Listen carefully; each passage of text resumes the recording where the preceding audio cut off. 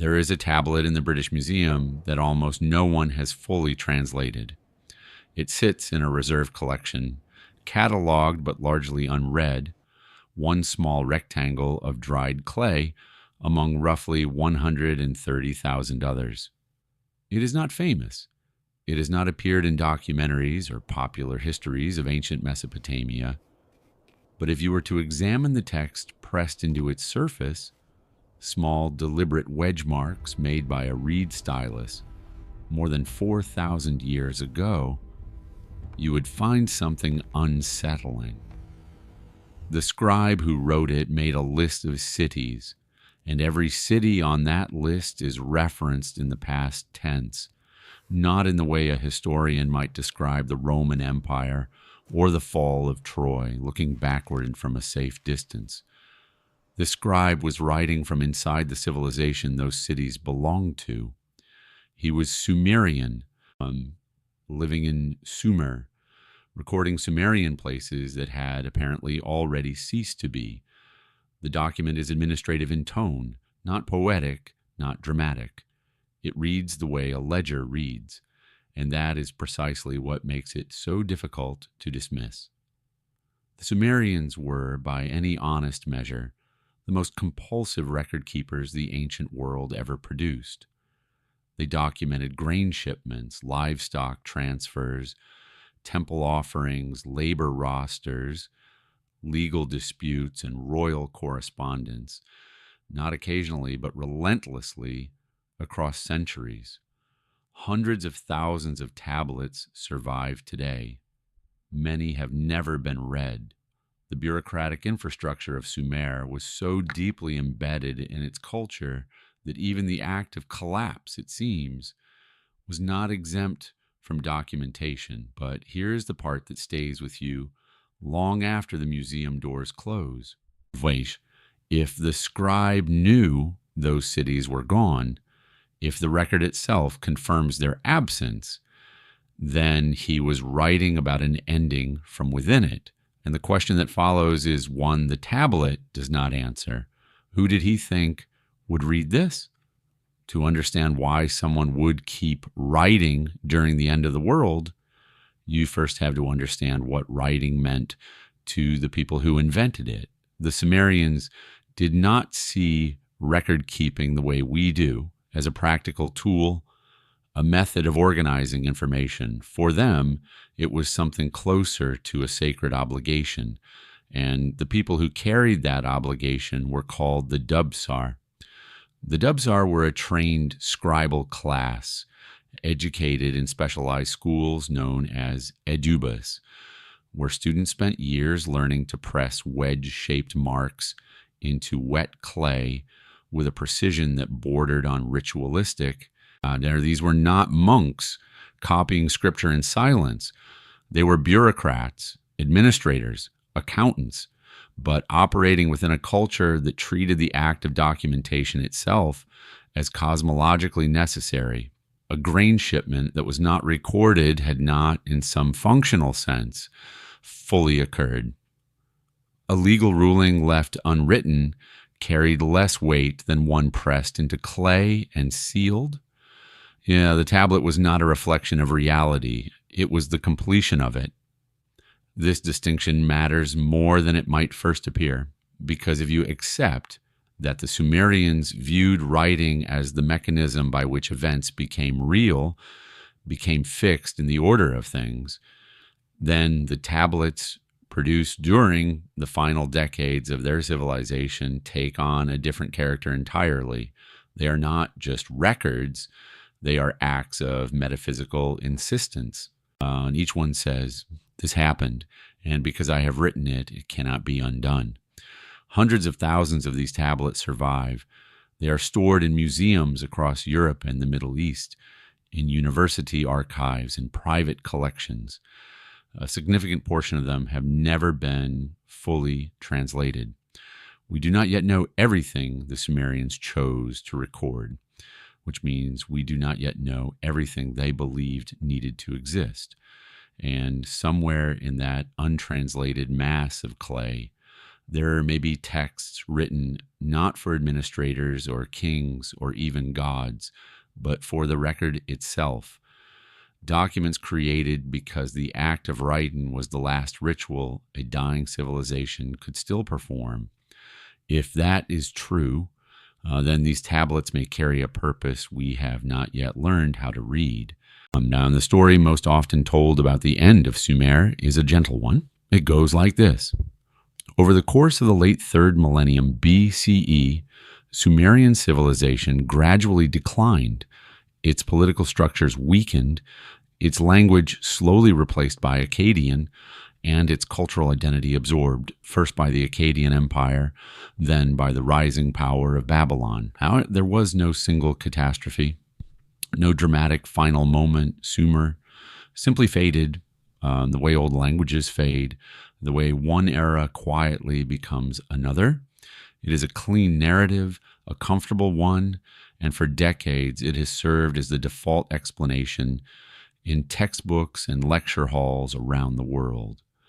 But the tablets do not all agree with this version. There are collections scattered across multiple archives, spanning the final decades of the Ur III dynasty, that contain entries difficult to reconcile with a story of gradual absorption. Grain distribution records that allocate resources to cities where, according to other documents from the same period, no one appears to have been living.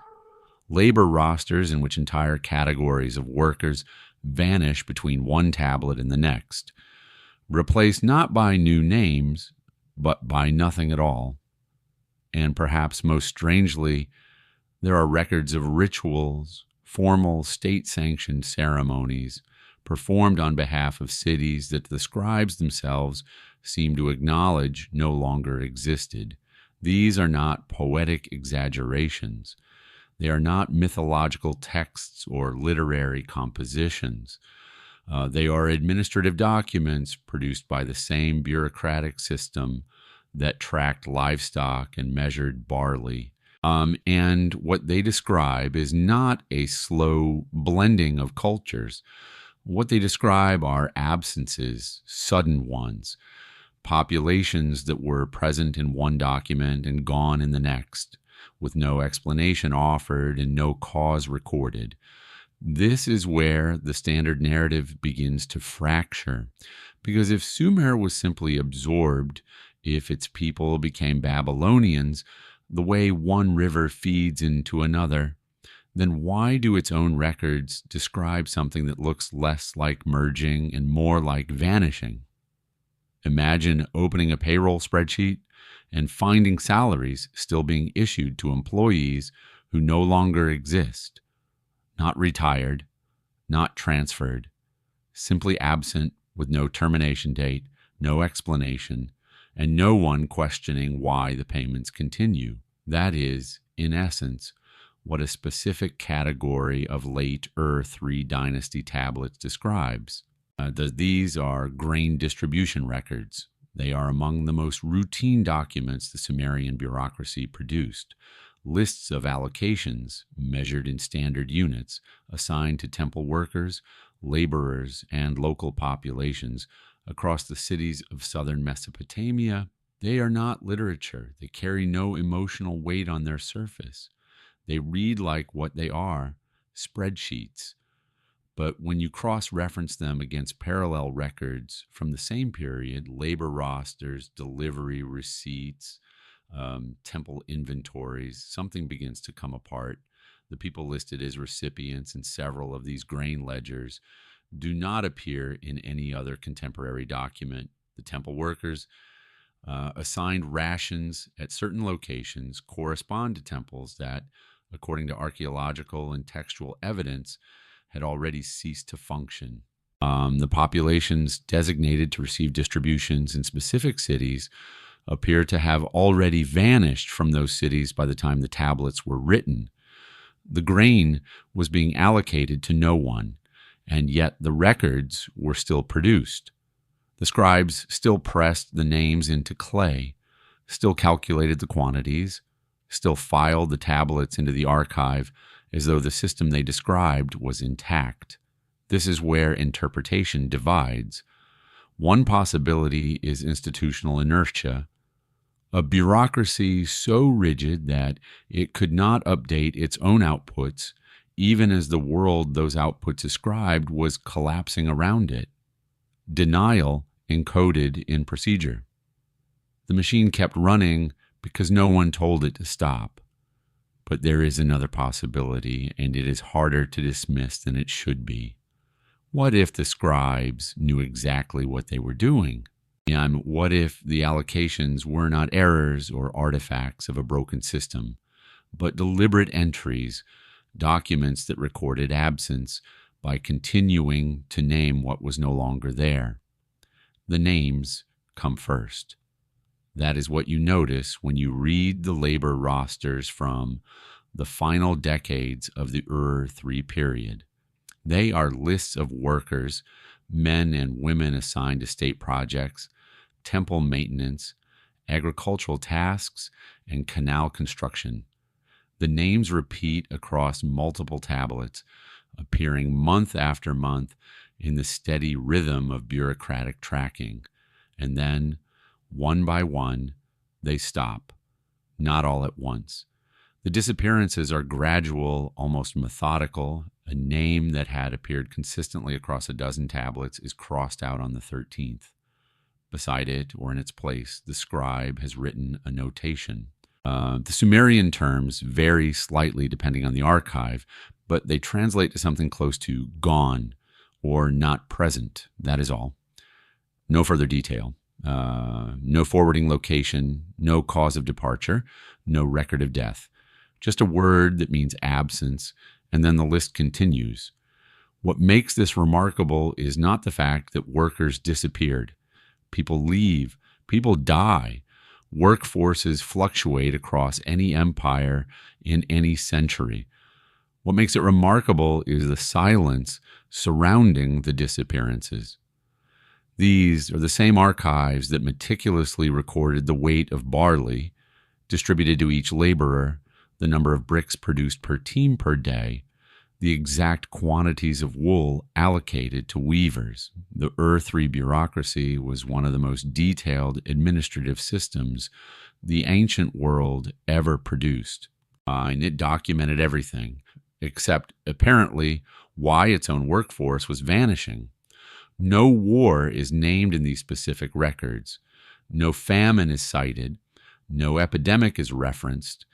The tablets do not say the workers fled or were captured or died of disease. They say only that the workers are no longer here, and then they move on to the next line. There is a term in modern archival science for documents that are significant not because of what they contain, but because of what they omit. These labor rosters may be exactly that. Testimony written in the shape of a blank. There was a place whose only purpose was counting.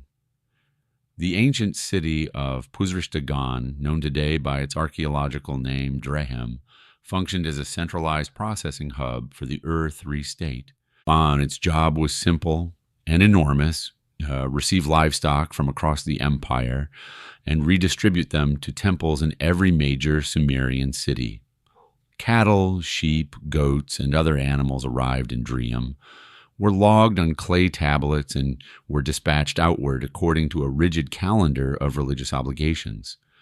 Tens of thousands of these tablets survive. They represent one of the largest coherent administrative archives in human history. For most of its operational life, the Drehem archive reads like clockwork. Deliveries flow in, allocations flow out. Temples in Ur, Nippur, Eridu, Lagash, and Umma receive their animals on schedule, and the receipts are filed with the kind of regularity that suggests a system functioning exactly as designed. But in the final years of the archive, something changes, and it does not change slowly. Deliveries to certain cities stop, not in a tapering pattern, not with reduced quantities that decline over months or seasons. They stop between one tablet and the next. A city that received 16 animals in one recorded period receives nothing in the following one, and nothing ever again. The line item simply vanishes from the ledger. Meanwhile, deliveries to other cities continue without interruption, as though the system has simply routed around a gap it does not intend to explain. This is not an archive in chaos. The tablets from this period are neatly written, properly dated, and correctly formatted. The scribes at Dream were still doing their jobs with full precision. They simply had fewer destinations to write for, and they never once recorded why. What you are left with, if you read the archive in sequence, is something that resembles a map being slowly erased.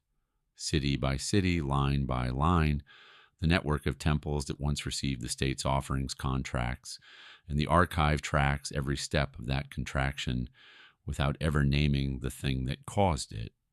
When you plot the silences on a map, they move. That is the detail no one expected, and no one has fully explained. The cities that disappeared from the Draham archive, the ones whose livestock deliveries stopped abruptly, whose temple offerings were never resumed, do not scatter randomly across the geography of southern Mesopotamia. They fall in a line, and that line moves in a direction. The pattern runs roughly from northwest to southeast, beginning with cities closer to the empire's exposed northern frontier and ending with those nearest the Persian Gulf. As the sequence is not perfect, there are minor irregularities, small deviations in timing that prevent anyone from drawing the trajectory with absolute confidence. But the general direction is consistent enough that multiple scholars working independently have arrived at the same conclusion. Whatever silenced these cities moved through the region in an identifiable path over a period that may have spanned years or possibly just months. 5 cities, 5 points of cessation in the administrative record, each one representing a place that stopped receiving state resources and, by implication, stopped functioning as a living urban center. The archive does not describe what happened in any of them. It only marks the moment each one fell off the ledger. Modern researchers have proposed several explanations for this geographic pattern, and not one of them has achieved consensus. Some argue for a military campaign, an invading force sweeping through the lowlands in a predictable route. Others suggest an environmental event, perhaps the advancing edge of a drought or a shifting river system that collapsed agriculture along a corridor. A smaller number have raised the possibility of epidemic disease moving through trade and canal networks. Each theory fits parts of the evidence. None of them fits all of it, and so the map remains what it is, a pattern of absence, clearly directional, clearly sequential, and completely unexplained. Something moved through southern Mesopotamia in the final years of Sumer. The cities it touched went quiet. The records tell us exactly where and exactly when, but never what. The last king of Sumer wrote letters. And that alone is not unusual. Royal correspondence was a standard function of the Ur-III state, and kings regularly communicated with provincial governors on matters of supply, defense, and administration. What makes the letters of Ibisin different is not their existence, but their tone, and more importantly, the silence that answered them. Ibisin ascended to the throne of Ur sometime around 2028 BCE, inheriting an empire already under strain. His early correspondence reads like that of any sovereign managing a complex state. Requests for grain shipments, instructions regarding troop movements, inquiries about provincial conditions. The language is formal, measured, authoritative, but as the years progress, something shifts. The requests become more frequent. The language becomes less administrative and more urgent. Ibisin is no longer issuing commands. He is asking for help. He writes to Ishbiera, the governor of Isin, requesting that grain be sent to the capital. The reply, when it comes, is evasive. He writes again. The next reply is less cooperative. Eventually, Ishbiera stops responding altogether and begins acting as an independent ruler. Other governors follow the same trajectory, loyal in early letters, distant in later ones, and then absent entirely. The correspondence does not record their reasons. It simply records the widening silence. But it is the content of certain letters that has drawn the most sustained scholarly attention. In several messages, Ibn references conditions in cities that align with those that had already gone quiet in the Draham archive.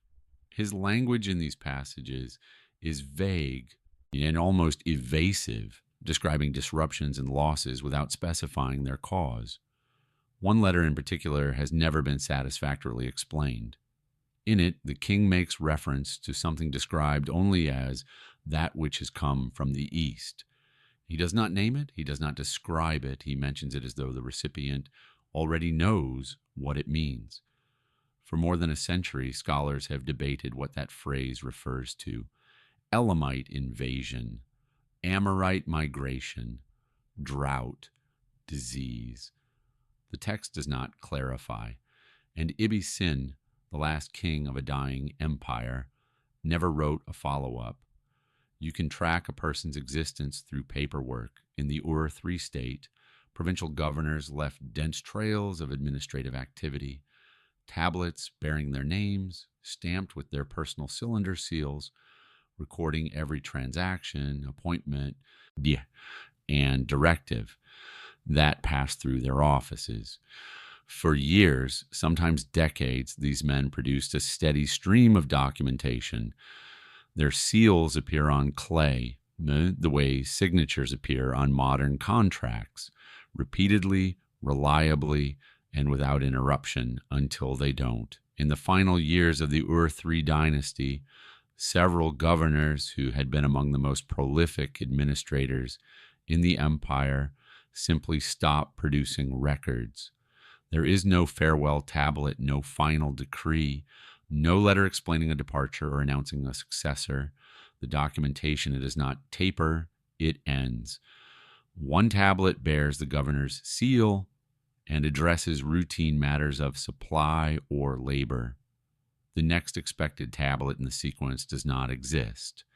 Neither does any tablet after it. The seal never appears again, not in that province, not in any other archive across Sumer. This pattern repeats across multiple provinces, and it follows roughly the same geographic trajectory as the silent cities in the Draham archive. The governors closest to the northwest fall silent first. Those further south continue for a time before they too vanish from the record. The timing is not identical in every case, but the direction is consistent enough to suggest that whatever was moving through the region did not spare the administrators any more than it spared the cities they governed. What is most striking is the absence of transition. In a functioning bureaucracy, when a governor dies or is removed, a successor is appointed and begins producing records under a new seal. That process is well attested across earlier periods of the Ur-III dynasty. But in these cases, there is no successor. The office does not transfer. It simply ceases. The question is not complicated, but the answer remains entirely absent. Did these governors flee? Were they killed? Or did they, at some point, decide that there was nothing left to record? There is a category of Sumerian text that scholars have for over a century filed under poetry. The city laments, the lament for Ur, the lament for Sumer and Ur, the lament for Nippur, and others are long, structured compositions written in elevated Sumerian, filled with repetition, divine imagery, and expressions of devastating communal loss. They are taught in university courses on ancient literature. They appear in anthologies alongside Gilgamesh and the Enuma Elish, and almost universally they are treated as what they appear to be on the surface: poems, expressions of grief composed in the aftermath of destruction, meant to mourn what was lost and perhaps to make sense of suffering through the framework of divine will. But there is another way to read them. And once you begin reading them that way, it becomes very difficult to stop. The city laments are not formless outpourings of sorrow. They are highly structured documents organized into distinct sections that follow a consistent internal architecture across multiple compositions. They name specific cities. They describe specific events, not in the vague symbolic language of mythology, but with details that correspond to verifiable material conditions. They reference geographic locations, economic disruptions, population movements, and environmental phenomena in language that, stripped of its poetic frame, reads remarkably like a field report. This is not a fringe interpretation, but it is an uncomfortable one. It suggests that the scholarly tradition has been reading these texts through the wrong lens, categorizing them as literature when they may in fact be intelligence reports dressed in the ceremonial language of lamentation. The poetic structure would not be an artistic choice. It would be a delivery format, a way of encoding specific, transmissible information inside a genre that guaranteed preservation through ritual repetition. If that is even partially true, then the laments are not simply beautiful, they are functional, and the question that follows changes everything about how we understand them. What if the grief is real, but the form is strategic? What if the laments are not metaphor at all, but testimony, wearing ceremonial clothing because that was the only clothing that survived? Read the lament for Ur slowly, and you will find that the poem is not vague. It is, in places, disturbingly specific. Scholars have translated its 11 sections into English multiple times over the past century, and in doing so, many have softened its language, generalizing its images into a kind of poetic haze that emphasizes emotional tone over material content. But when you return to the Sumerian text and read its descriptions literally, what emerges is not grief in the abstract. It is a catalog of destruction so detailed it begins to resemble an incident report. The poem describes bodies in the streets of Ur, not metaphorical bodies, not symbolic representations of loss. Bodies left unburied, exposed to wind and animals. It describes dust storms so severe that visibility was reduced and daily life became impossible. It describes water that turned bitter, unfit for drinking, though no explanation is given for the contamination. It describes livestock found dead inside their enclosures, not killed by predators or warfare, but simply dead, as though something in the environment had reached them where they stood. And then there are the gods. The lament describes the patron deities of Ur, Inana, Ningal, and others, physically departing from their temples. In Sumerian theology, this is not metaphor. A god leaving a temple meant the city had lost its divine protection, and the departure was understood as both cause and confirmation of destruction. But the poem layers this theological framework over physical descriptions that do not require divine explanation. The water turned bitter, the air filled with dust, the animals died in place. One line has attracted particular attention. The poem speaks of a storm, one that knows no mother, no father. Translators have generally read this as poetic language for an unstoppable, unnatural force, but the same passage describes symptoms among the population that some modern readers have noted bear resemblance to poisoning rather than weather. burning eyes, labored breathing, disorientation. The lament tells us a storm came, but it also tells us things that storms do not typically do. Here is the detail that changes the entire calculation. The city laments those long, devastating compositions mourning the destruction of and other Sumerian cities were not written by survivors sitting in the ashes of their own civilization. They were commissioned formally, deliberately, and politically. And the entity that commissioned them was the Isin dynasty, the very state that rose to power in the immediate aftermath of Sumer's collapse. This fact is well established in Assyriology, but rarely emphasized in popular accounts of the laments, and the reason is obvious. It complicates the emotional authenticity of the texts in a way that is difficult to resolve. If a successor government orders the composition of a poem mourning the civilization it replaced, the poem cannot be read as a straightforward expression of loss. It becomes, at minimum, a political document, one that serves the interests of the commissioning authority as much as it honors the memory of the dead. The Isin dynasty needed legitimacy. It had emerged from the wreckage of the Ur-3 state, and its early rulers were not Sumerian kings in the traditional sense. Yes, they were consolidators, often of Amorite or mixed origin, building a new political order on top of a collapsed one. The laments served that project in a specific and essential way. By framing the fall of Ur as divinely ordained, as something decreed by the gods and therefore irreversible, the texts established that the old order was not merely weakened but cosmically ended. There would be no restoration. The Isin dynasty was not a usurper.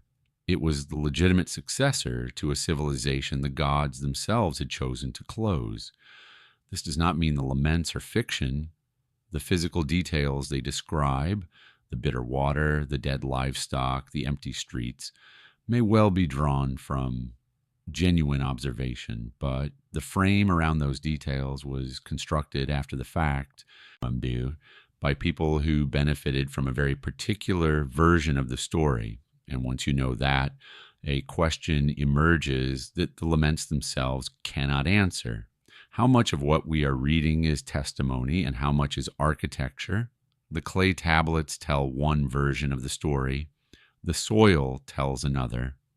And the soil, unlike the scribes, had no reason to omit anything. Beginning in the mid-20th century, archaeologists and environmental scientists working at sites across southern Iraq began extracting core samples from ancient agricultural land, long cylinders of compacted earth that preserve, in their layered composition, a chemical record of what the ground absorbed over thousands of years. What those cores revealed in the strata corresponding to the late 3rd millennium BCE was stark. Salt levels in the soil increased dramatically, reaching concentrations that would have made sustained agriculture functionally impossible across large areas of lower Mesopotamia. This finding aligned with something already visible in the cuneiform record. Tablets from the late Ur-3 period document a measurable decline in crop yields and, more tellingly, a shift in what was being planted. Wheat, the preferred grain for most of Sumerian agricultural history, gradually disappears from planting records and is replaced by barley, a crop far more tolerant of saline conditions. The transition is not instantaneous, but it is consistent across multiple provinces, and it accelerates in the final decades before collapse. The scribes did not explain why the shift was happening. They simply recorded it entry after entry as the fields changed beneath them. The conventional explanation is irrigation. Sumer's agricultural system depended on canal-fed irrigation from the Euphrates, and prolonged irrigation in arid climates draws salt to the surface through evaporation, a process well documented in modern agronomy. By this account, the Sumerians slowly poisoned their own land through the very system that sustained them. But there is a problem. When researchers modeled the expected salinization rates based on Sumerian irrigation practices and regional groundwater conditions, the numbers did not match. The salt levels in the cores were higher than the models predicted, and they appeared faster. Something else was contributing. The soil remembers what happened. It simply does not remember why it happened faster than it should have. There is a fact about Mesopotamia that maps do not communicate well. The rivers move, not metaphorically, not over geological timescales imperceptible to human civilization, but meaningfully, shifting their courses across the flat alluvial plain in ways that could, over the span of a few decades, redirect the primary water source for an entire region. The Euphrates, which fed the canal systems, sustaining nearly every major Sumerian city, was not a fixed line on the landscape. It was a living variable. And in the late 3rd millennium BCE, geomorphological evidence suggests it changed course in ways that would have been catastrophic for the cities that depended on it. Sediment analysis and satellite imaging of ancient riverbeds across southern Iraq have revealed that the Euphrates shifted eastward during this period, even abandoning channels that had supplied cities for centuries and carving new paths through areas where no urban infrastructure existed. For cities like Eridu, and Lagash, this would not have been an inconvenience. It would have been an existential threat. The slow motion removal of their only reliable water supply. The cuneiform record appears to reflect this crisis, though indirectly. Tablets from the period describe canals being dug in directions that break from established engineering patterns, as though the state was improvising new waterways to reach a river that had moved beyond the reach of existing infrastructure. These are not expansion projects. They read like emergency measures, frantic lines scratched across a landscape that was no longer cooperating. But here is where the evidence resists a clean explanation. Delic river migration is slow. Even a significant channel shift would unfold over decades, giving a sophisticated hydraulic civilization time to adapt. The administrative collapse recorded in the tablets, however, was far more abrupt. Cities did not slowly decline as water receded. They dropped out of the record in sudden, sharp cessations. The river's movement may explain the stress, but it does not explain the speed. And then there is the phrase that appears in more than one tablet from this period. The water, the scribes wrote, had turned bad, not absent, not distant, bad. Whether that word refers to salinization, contamination, or something else entirely, the tablets do not say. Around 2200 BCE, something happened to the climate of the Eastern Mediterranean and the ancient Near East that left a mark still legible in ice cores, cave deposits, and deep-sea sediment records 4,000 years later. Climatologists call it the 4.2 kiloyear event, a prolonged period of severe aridification that reduced rainfall across a vast geographic arc stretching from the Aegean to the Indus Valley. It was not a single season of failed rains. It was a mega drought lasting, by most estimates, between 1 and 2 centuries, and it coincided with uncomfortable precision with the collapse of several major civilizations. The Akkadian Empire, which had unified Mesopotamia under a single political authority for the first time in history, disintegrated during the early phases of this drought. Cities in the northern plains were abandoned. Agricultural output plummeted. The archaeological evidence is unambiguous. Entire settlement patterns shifted southward, as populations fled increasingly uninhabitable conditions. The connection between the 4.2 kiloyear event and the Akkadian collapse is one of the most widely accepted climate civilization links in the archaeological record. But Sumer did not collapse with the Akkadians. That is the detail that complicates the entire drought narrative. The Ur-3 dynasty, the last great Sumerian state, rose to power after the Akkadian Empire fell.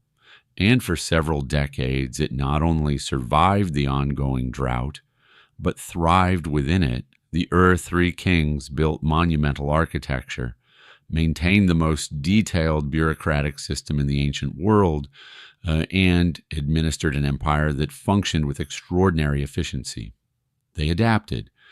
They managed their water. They reorganized their agriculture. And then, despite all of that adaptation, they collapsed anyway. This is the question the drought alone cannot answer. If the Sumerians demonstrated for decades that they could endure the 4.2 kiloyear event, and the record clearly shows they did, then the drought was not sufficient to destroy them. Something else intervened, something that turned a manageable crisis into a terminal one. A civilization that builds a wall is a civilization that knows something is coming.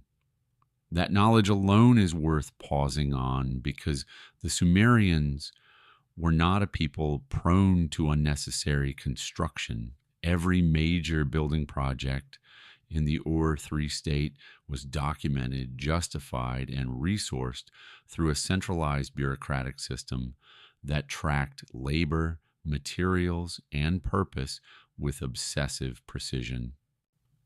So, when the king Shusin ordered the construction of a wall stretching across the northern Mesopotamian plain, a barrier of mud brick and packed earth, running over 250 kilometers, the decision was not symbolic, it was operational, and the records tell us exactly what it was meant to stop. The wall was called the Merik Tidnim, a name that translates roughly to keeping away the Tidnum, the Tidnum being one of the tribal designations associated with the Martu, the people later known as the Amorites. Contemporary inscriptions describe the wall explicitly as a defensive measure against these groups, who were characterized in Sumerian administrative and literary texts as outsiders, pastoralists, and threats to the settled order. The wall was not a border fence. It was a statement of existential anxiety, and built at enormous cost during a period when the state's resources were already under severe strain.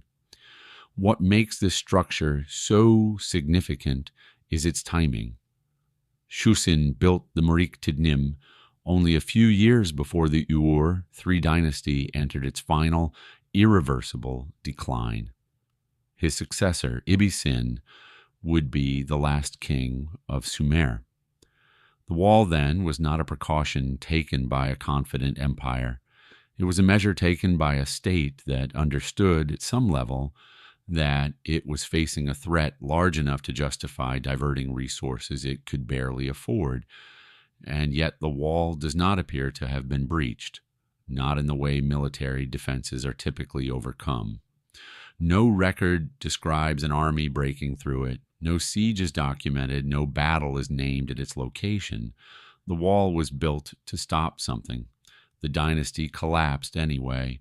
And the space between those two facts has never been adequately filled. The Sumerians wrote about the Martu, the way settled civilizations have always written about the people beyond their borders, with suspicion, condescension, and a specificity that reveals more about the writers than the subjects. In Sumerian literary texts, the Martu are described as people who know no grain, who eat raw meat, who have no houses, and who leave their dead unburied. They are presented as the opposite of everything Sumerian culture valued: agriculture, urban life, ritual propriety, and the written record itself. They are, in the textual tradition, the definition of the uncivilized. For much of the 20th century, Scholars took these descriptions more or less at face value. The Amorites were understood as semi-nomadic invaders who pressured the Ur III state from the outside, eventually contributing to its military and political collapse. The wall confirmed this reading. The literary texts supported it. The narrative was clean, civilized Sumer, overwhelmed by barbarian incursion. But more recent scholarship has complicated that story considerably. The language used to describe the Martu is now widely recognized as ideological rather than ethnographic, a genre of othering designed to reinforce Sumerian identity rather than to accurately depict Amorite life. Archaeological evidence from regions associated with Amorite populations shows settlements, agriculture, and material culture far more complex than the Sumerian texts suggest. The Martu were not the primitives they were written to be. This raises a more difficult question. If the Amorites were not a marauding horde, then what were they? The environmental evidence from this period, the 4.2 kiloyear drought, the collapsing agricultural systems across the northern steppe, suggests a possibility the Sumerian texts would never have admitted. The Martu may not have been invaders at all. They may have been refugees, moving south into Sumerian territory because the land they came from could no longer sustain them. And if that is the case, then the Amorites were not the cause of Sumer's collapse. They were a symptom of the same crisis, or perhaps its most convenient scapegoat. There is a contradiction buried in the Ur III administrative archive that, once noticed, is impossible to set aside. All right. During the same period when the Sumerian state was building a 250-kilometer wall to keep the Amorites out, its own labor rosters, military records, and administrative documents show that people with distinctly Amorite names were already working inside the empire, not at its margins, not in temporary or disposable roles. They were embedded in the workforce, in the army, and in the lower levels of provincial administration.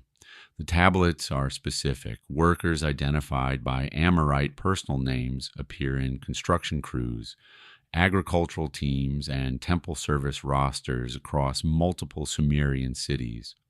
Soldiers with Amorite names are listed in military units garrisoned at strategic locations. Some individuals bearing these names held minor bureaucratic positions, operating within the very system that officially characterized their people as uncivilized outsiders, unworthy of trust. The state was employing the people it claimed to fear. This is not a minor inconsistency. It is a structural contradiction that destabilizes the invasion narrative at its core. If the Amorites were already inside the empire, integrated into its economy and its defense apparatus, then the Merik Tidnim was not a wall between two separate worlds. It was a wall built by a society that had already absorbed the population it was supposedly excluding. The boundary it drew was political, not demographic. The threat it addressed was not on the other side. This leaves two possibilities, neither of which is comfortable. The first is that the wall was a performance, a massive, expensive act of political theater designed to reassure a collapsing state that its leaders were doing something, even if the gesture was architecturally meaningless. Empires in crisis often build monuments to their own resolve, precisely when that resolve has ceased to function. The second possibility is darker, and it has received less attention than it deserves. If the Amorites were already inside Sumer, and if they were moving south in response to the same environmental collapse that was stressing the Sumerian heartland, then the wall may not have been built to stop the Amorites at all. It may have been built to stop whatever was behind them, whatever force or condition was driving entire populations southward across the Mesopotamian plain. And that force, whatever it was, the tablets never name. In Sumerian theology, the gods were not abstract. They were local, physical, and hungry. Each major city maintained a temple, not as a place of worship in the way modern religions understand the term, but as a residence. The god lived there, and like any resident, the god required sustenance.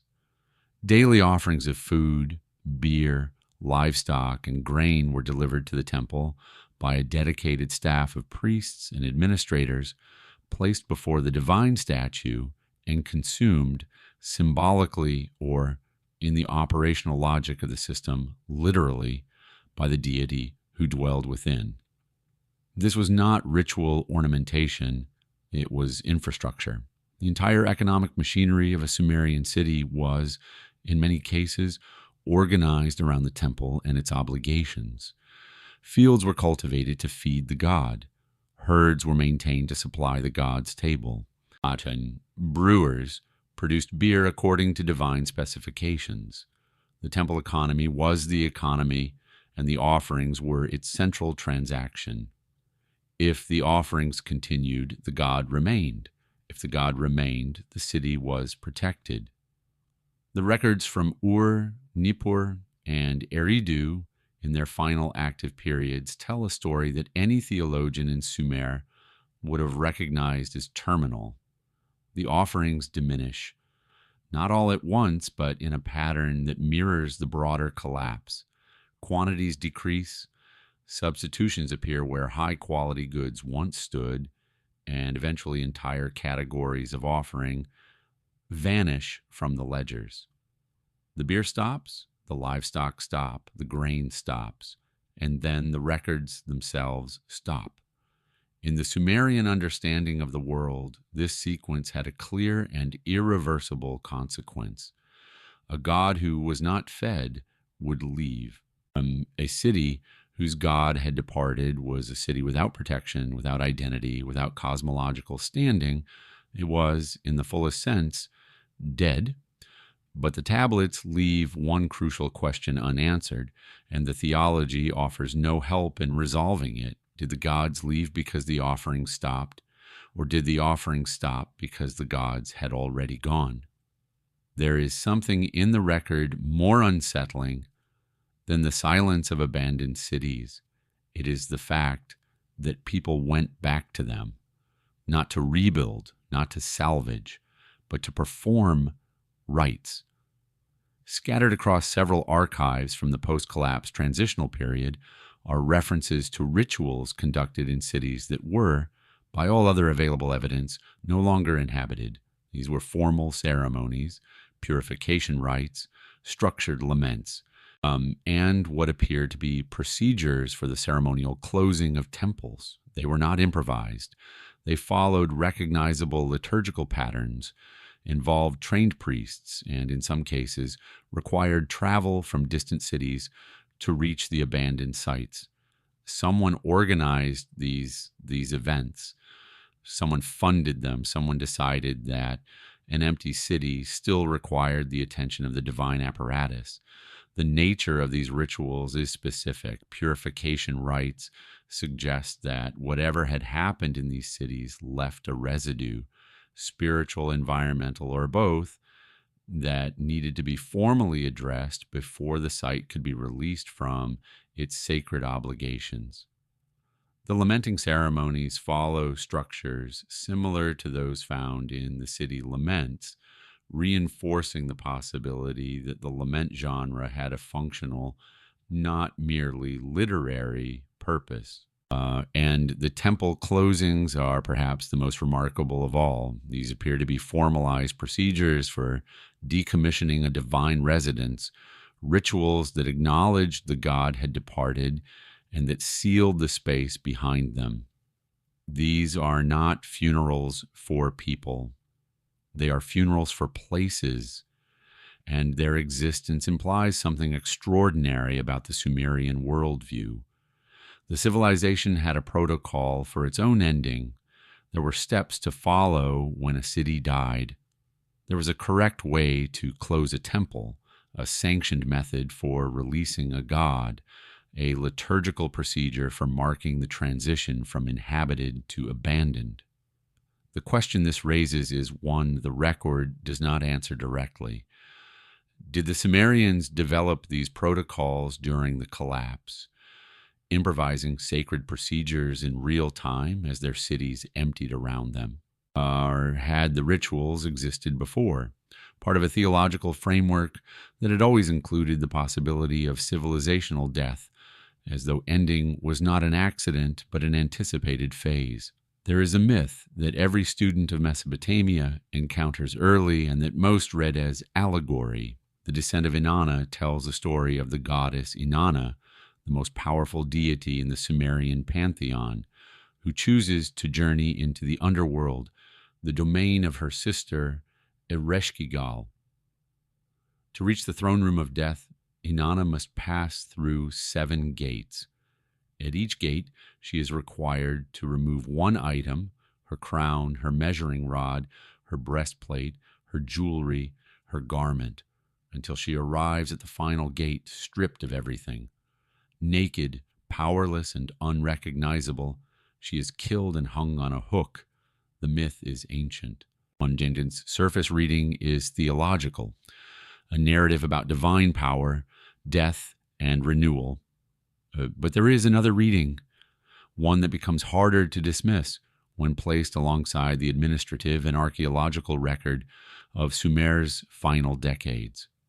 Each gate corresponds to something the Sumerian state lost during its collapse. The crown is sovereignty, the central authority of the king, which disintegrated as governors stopped answering Ibisin's letters. The measuring rod is law and administration, which ceased functioning as the bureaucracy contracted. The breastplate is military defense, which failed despite the construction of the Merik Tidnim. The jewelry represents wealth and commerce. The garment represents cultural identity itself. Step by step, layer by layer, the myth describes a process of total civilizational removal. The Sumerians told this story long before the collapse. It was already part of their literary tradition when the Ur-3 state was at its height. And that is what makes it so difficult to categorize. If the myth encodes the pattern of collapse, and if it predates the collapse itself, then it cannot be a retrospective account. It is either prophecy, which falls outside the domain of evidence, or it is something else, cultural memory of a previous collapse perhaps, or a psychological architecture built to endure. What the civilization somehow always knew was coming. There are 2 stories about how Ur fell. They cannot both be true, or at least they cannot both be complete, and the distance between them is where the real history may be hiding.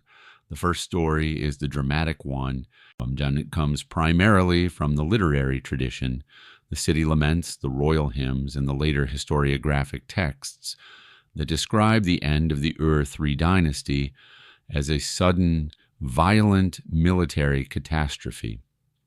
In this version, the Elamites, a powerful civilization based in what is now southwestern Iran, invaded Mesopotamia, besieged the capital, overwhelmed its defenses, and carried the last king, Ibisin, into captivity. The city was sacked. The temples were desecrated. The dynasty ended in a single, identifiable moment of destruction. It is a clean narrative. It has a villain. It has a final scene. And for much of the 20th century, it was the standard account taught in universities and reproduced in popular histories of the ancient Near East.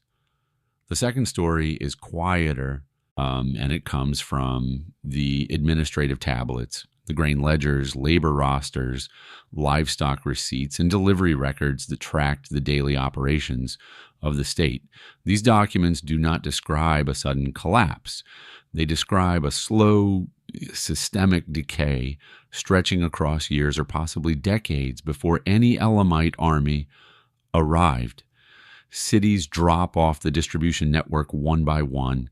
Governors stop writing. Workforces vanish. Temple offerings decline.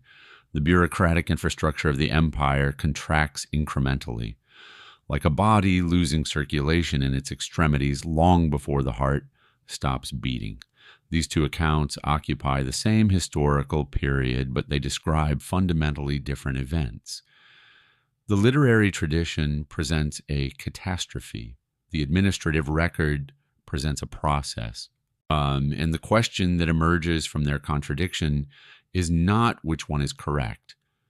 It is whether the literary tradition deliberately compressed decades of slow collapse into a single dramatic event, because a sudden military defeat was easier to explain, easier to mythologize, and far more useful to the political interests of the states that came after.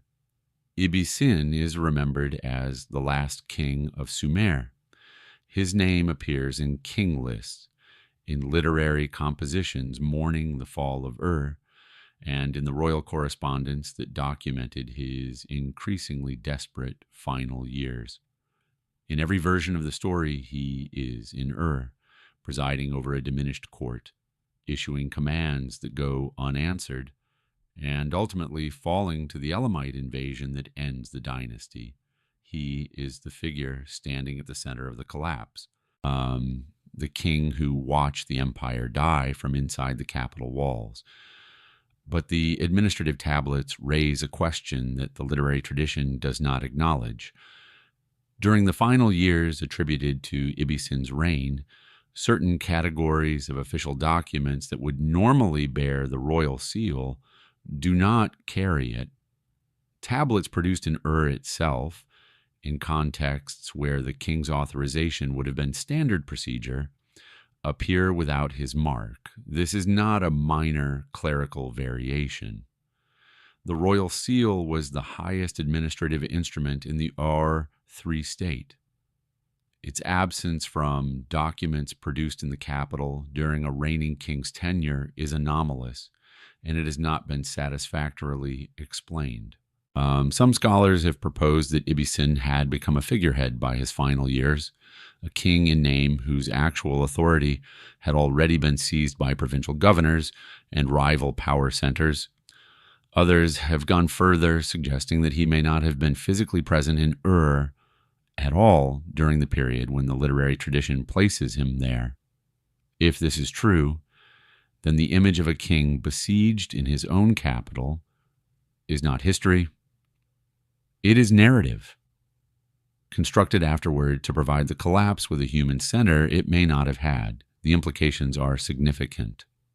If Ibbi-Sin was absent or powerless during the fall of Ur, then the entire framework of a centralized state overwhelmed by external enemies dissolves. What replaces it is something far less defined, a collapse with no single point of failure, no identifiable moment, and possibly no one in charge when it happened. There is a difference between a record that is lost and a record that is erased. The distinction matters because the archaeological evidence from several Sumerian sites suggests that not all of the gaps in the cuneiform archive are accidents of time. At multiple locations across southern Mesopotamia, excavators have recovered cuneiform tablets that were not merely abandoned in the ruins of collapsed buildings or scattered by natural decay. They were deliberately smashed. Fragments found at certain sites show fracture patterns consistent with intentional breakage, tablets struck against hard surfaces or crushed underfoot. At other locations, tablets were found in burn layers that do not correspond to the general destruction horizons of the cities in which they were housed. The buildings around them did not burn. The tablets did. Someone selected these specific records, removed them from their archival context, and destroyed them by fire. This is not the behavior of an invading army. Armies sack cities, loot temples, and topple walls. They do not typically sort through administrative archives and selectively incinerate individual tablets. The deliberateness of the destruction implies a different kind of agency, one that understood what the records contained and made a calculated decision that certain information should not survive. The question of who did this has no confirmed answer, but the circumstantial evidence points in an uncomfortable direction. The Isin dynasty, the same successor state that commissioned the city laments, had both the motive and the access to carry out selective archival destruction. If the laments were designed to frame the fall of Sumer as a divinely ordained ending, then any records contradicting that narrative would have been inconvenient. Administrative tablets documenting a slow, internally driven decay would undermine a story built around sudden, divine catastrophe. Records showing the complicity of Isin's own founders in the fragmentation of the Ur-III state would have been worse. The absence of these tablets is not the silence of neglect. It has the shape and precision of editing. And what was edited out of the record may have been the part of the story that the next civilization could not afford to let survive. The civilization ended. The language did not. That fact alone should unsettle any clean narrative about the death of Sumer, because what it implies is that the thing most associated with Sumerian identity, its written language, the oldest literary tongue in human history, continued to be used for centuries after the political, economic, and urban structures of Sumer had ceased to exist. But the people using it were not Sumerian. After the fall of the Ur-III dynasty, political power in Mesopotamia passed to a succession of Akkadian-speaking states, first Isin and Larsa, then eventually Babylon. These were cultures with their own languages, their own traditions, and their own political interests. And yet their scribes continued to write in Sumerian. They copied Sumerian texts. They composed new texts in Sumerian. They maintained Sumerian as a prestige language of scholarship, religion, and administration in much the same way that medieval Europe maintained Latin long after the Roman Empire had dissolved. The tablets produced by these later scribes are, in many cases, the only surviving versions of Sumerian literary and administrative texts. The originals, written by actual Sumerians during the periods they describe, have largely been lost, destroyed, or remain unexcavated. What we read today, when we read Sumerian literature, is overwhelmingly filtered through the hands of Akkadian-speaking copyists working 1, 2, or even 4 centuries after the events in question. This creates a problem that is easy to state and nearly impossible to resolve. Copying is not a neutral act. Every scribe who reproduces a text makes decisions about spelling, about phrasing, about what to include and what to leave out.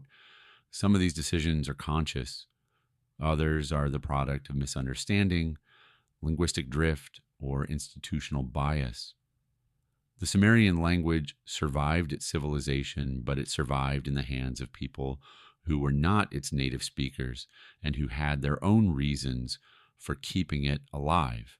Whether those reasons included faithful preservation or quiet revision is a question the tablets themselves cannot answer.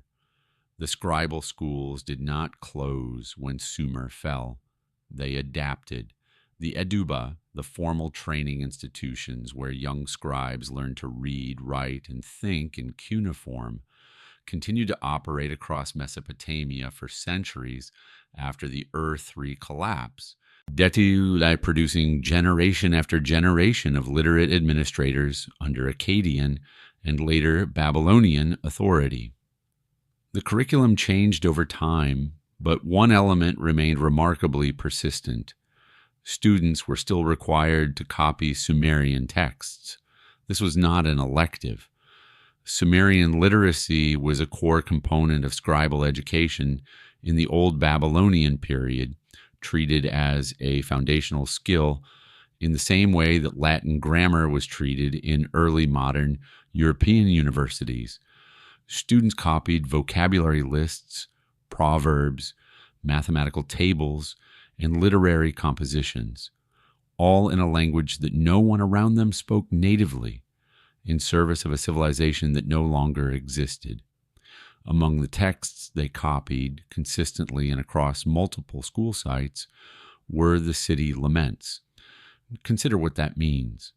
Centuries after the fall of students in Babylonian cities were sitting in classrooms, pressing reed styly into clay and reproducing word by word the Sumerian account of how Sumerian civilization was destroyed. They were learning penmanship by writing about divine abandonment, environmental catastrophe, and urban death. The curriculum of the dead was, for these students, a daily exercise. The educational justification is straightforward enough. Sumerian was the prestige language of scholarship and religion. Mastering it required practice, and the literary texts provided complex, sophisticated material for advanced students. But the choice of which texts to include in the curriculum was not neutral. Someone decided that the city laments belonged in the standard course of study. Someone determined that the story of Sumer's destruction was not merely worth preserving, but worth teaching, repeatedly institutionally for hundreds of years. Was this education, or was it something else? Were the Babylonian schools training scribes, or were they training a particular understanding of history, one in which Sumer's end was inevitable, divinely sanctioned, and complete? And each time a student copied those laments, did the text remain exactly what it had been, or did it shift, word by imperceptible word, into something the original authors would no longer fully recognize? There is a problem at the foundation of Sumerian studies that scholars acknowledge freely, but can do remarkably little to solve.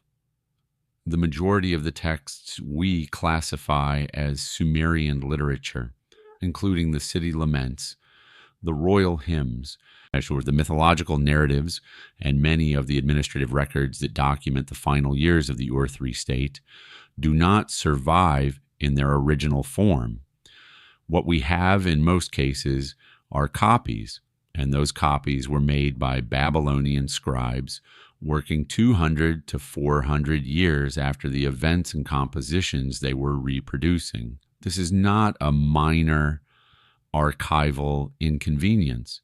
It is a fundamental epistemological problem when a text passes through centuries of copying by speakers of a different language, operating within a different political context, serving a different set of institutional interests. The question of what is original and what is introduced becomes extraordinarily difficult to answer. And in specific cases, scholars have identified passages that appear to be Babylonian insertions, phrases, in theological framings or narrative elements that do not align with what is known of Sumerian literary conventions and that serve identifiable Babylonian ideological purposes. Some of these alterations are subtle. A theological emphasis shifted slightly toward a deity favored by the Babylonian pantheon. A royal epithet adjusted to reflect Babylonian political terminology. A passage describing divine causation where earlier compositional patterns suggest a more ambiguous original.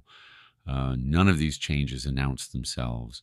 They sit inside the text as though they have always been there, indistinguishable from the surrounding material unless you know precisely what to look for, and sometimes not even then.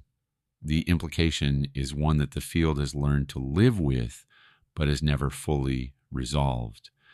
If the primary textual sources for the Sumerian account of their own extinction survive only in copies made by the civilization that replaced them, then what we are reading may not be Sumerian testimony at all. It may be Babylonian testimony about Sumerian testimony, a version of the story edited, shaped, and transmitted by people who had a direct interest in how that story was understood.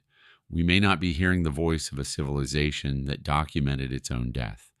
We may be hearing the voice of the civilization that inherited the archive and decided what it meant. There is no final message.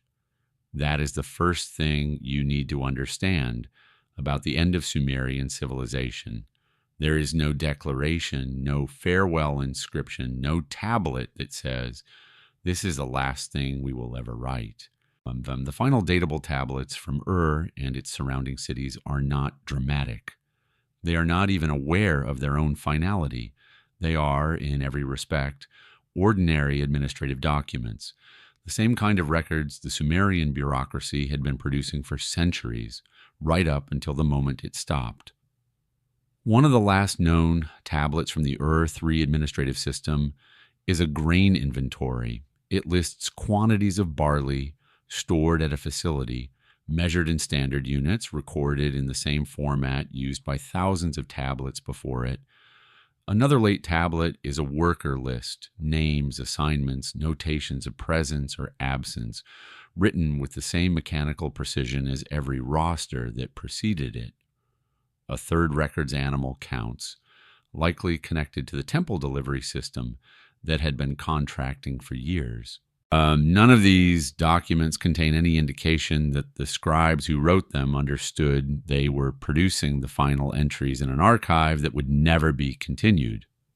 This is what the end of a civilization looks like when that civilization is defined by its records. It does not end with a speech. It does not end with a monument or a plea to the gods. It ends with a man pressing a reed into wet clay to note that 14 units of barley are stored in a building that will soon be empty, in a city that will soon be silent, in a kingdom that will soon cease to exist. And then no one writes anything again. The Sumerians documented everything. They documented drought, disappearance, divine abandonment, and administrative decay. But they did not document the end itself, not because they chose silence, but almost certainly because they did not know which tablet would be the last. The ending, when it came, arrived between entries. By now, the evidence has accumulated into something that resists resolution. The soil says salinization. The rivers say migration. The climate record says drought. The labor rosters say disappearance. The Dream Archive says sequential urban death. The Royal Correspondence says political fragmentation. The city laments say divine abandonment. The wall says external threat. The administrative tablets say the threat was already inside. The post-collapse copies say the record itself may have been altered. And the deliberately destroyed tablets say someone decided that certain parts of the story should not survive at all. No single cause emerges. That is not a failure of research. It is the honest shape of the evidence. Every explanation that has been proposed for the fall of Sumer accounts for some portion of the record while leaving other portions unexplained. Environmental collapse does not explain the speed of urban cessation. Military invasion does not explain the decades of prior administrative decay. Internal political fragmentation does not explain the geographic directionality of the silence.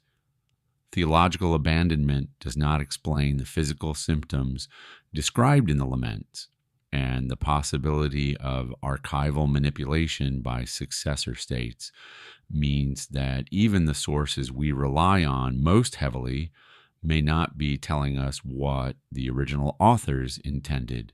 What we are left with is a civilization that recorded more about itself than any other culture in the ancient world, and that still, after all of that compulsive documentation, left the most important question unanswered. Why did it end? There are only two possibilities, and neither offers closure. The first is that the Sumerians themselves did not know. The collapse was multi-causal, overlapping, and too close to see clearly from inside. They recorded its symptoms because they could not identify its source.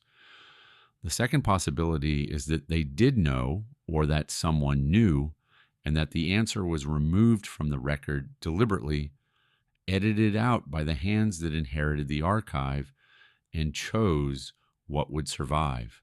In either case, the silence at the center of the record is not empty. It is occupied by a question that 4,000 years of scholarship has failed to answer. The tablets were buried for a very long time. Some were sealed inside collapsed buildings, pressed into the earth by centuries of accumulated debris. Others were scattered across abandoned rooms, covered by wind-blown sand, and eventually by the slow accumulation of soil that turned cities into mounds and mounds into features of a landscape that forgot what lay beneath it. They were not hidden. They were simply left behind by people who either expected to return for them or who no longer had any reason to care. For 4,000 years, no one read them. The language they were written in, Sumerian, had already been dead for 2 millennia by the time the Roman Empire rose and fell. The script they used, cuneiform, became unreadable to every living culture on earth.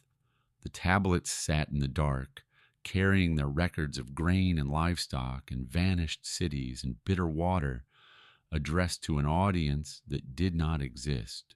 And then, in the 19th and 20th centuries, archaeologists pulled them from the ground, and linguists learned to read them again. The dead language was decoded. The administrative archives were cataloged. The laments were translated. And for the first time since the scribes pressed their style into wet clay, the records had readers. You are one of those readers now. The documentary you have been watching is, in a sense, the act of reception that the tablets have been waiting for. Though the scribes who wrote them could never have imagined an audience like you, arriving this late, speaking no language they would recognize, living in a world they had no framework to conceive, and yet the question the tablets carry has not changed. We read them as evidence of extinction, but the Sumerians never used that word. Yes, they wrote of gods who departed, of cities that fell silent, of grain allocated to recipients who were no longer there. Whether they understood what was happening to them, whether understanding was even the point, or whether the act of recording mattered more than the act of comprehending, is the one question the tablets still ask and still refuse to answer.